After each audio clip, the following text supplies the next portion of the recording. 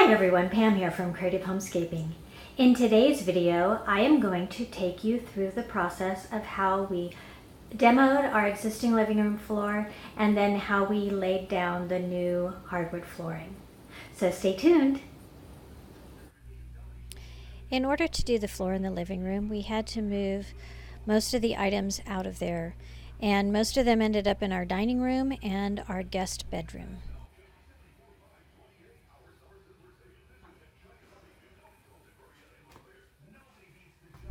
Once most of the items were out of the dining room, my husband and I began demoing the living room floor.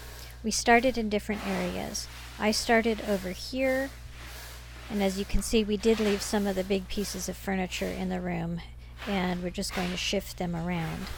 My husband started in a different area over by the door, and we had a big surprise.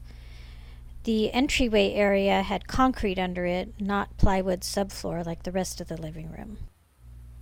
We were using a hammer and a Wonder Bar cat's paw to take up the flooring, and our cat Teddy did not like the noise. It was very loud and echoey.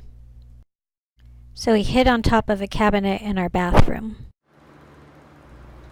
Because that concrete in the entryway was not level, we had to apply a leveling compound over the top of it so that the floor would be easier to install. There were also some gaps in the plywood subfloor, so we also had to fill those in with some of the leveling compound. And here's a look at the floor once the demo was all completed. You can see we've pushed everything towards the front window. We were also replacing the treads to the dining room, and here my husband is demoing the existing treads.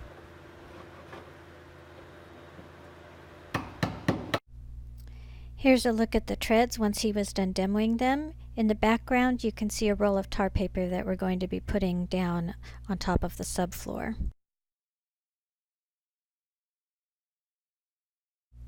We'd originally thought we might stain the existing treads a cherry color, but that didn't work, so we did end up having to rip them out, and here's what they look like after they were ripped out. We were able to reuse the existing risers. We just sanded them, and then my husband is putting the primer and paint on them here.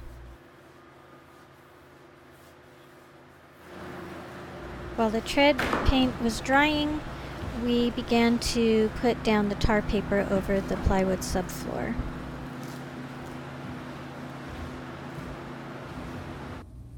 We put the stair treads down first, and here's a look at how they looked when they were done.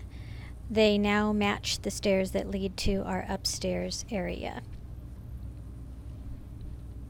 We're very happy with them.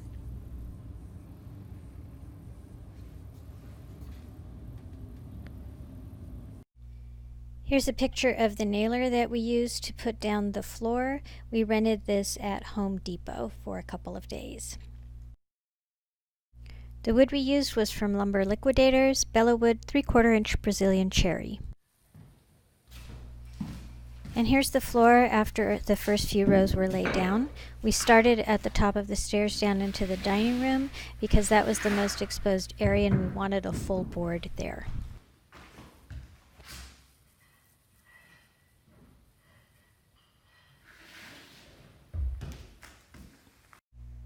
You can't use the nailer on the first rows or the last rows because it won't fit, so you have to do what's called face nailing the boards, and you can see that gray dot, which is a finishing nail. The nailer works by placing it on the edge of the board and then hitting that knob on the front with a mallet. It goes pretty quickly.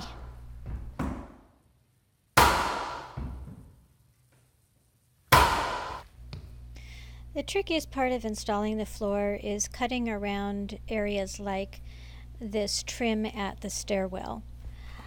My husband and I have done this a number of times, and so we've worked out a system where I pull the wood pieces from the box and somewhat dry fit them so that they'll fit into the proper area, and then he actually does the nailing and any cutting that needs to be done. When you install the floor, you want to pull from several boxes at one time. So here you can see I had the longer pieces stacked up and then the shorter ones laid out by size. You want to stagger the joints and also stagger the wood from the different boxes. Now I'm going to show you our large tool setup.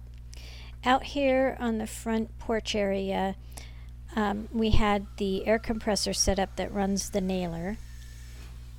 And then my husband had his chop saw set up here and the table saw on the driveway. Those were for rip cuts along the length of the board. He also had this umbrella set up. It kept falling over. And then I was putting the empty boxes here when we would use them up. And then once we finished about 2/3 of the floor, we moved everything onto the finished floor so that we could then work on the part where the things had been sitting earlier. When you put down flooring, you always want to order a little bit extra, but I was so efficient with how I had laid out the floor, and that's my husband drilling for face nailing in the background. I was so efficient how I laid out the floor that we ended up with 3 full boxes of wood left that we were able to return. And here you can see there's just one little piece that was actually left from another flooring project. I was able to get everything to fit nearly perfectly, and we just had to use one other piece from our hallway remodeling project. And then I had saved all the kind of dinged up pieces or pieces that had darker spots in them for use on the very last row that was going to be not as noticeable. And here I'm showing you how I would dry fit all the pieces together so that I could get them to fit into the space. And there's the last little bit left. In the entryway area, we actually had to glue down the flooring, and that was probably the messiest part of working on it. And here you can see a little dark piece in the corner. That was a piece left over from another flooring project. The reason it's darker is that Brazilian cherry turns dark over time. Thanks for watching. If you enjoyed this video, please give me a big thumbs up. And if you're new to my channel, please consider subscribing. I post several videos a week on how to creatively manage and decorate your home, including tablescaping DIY, such as this flooring project, and other home decor projects. Thanks for tuning in, and I look forward to seeing you next time. Bye-bye.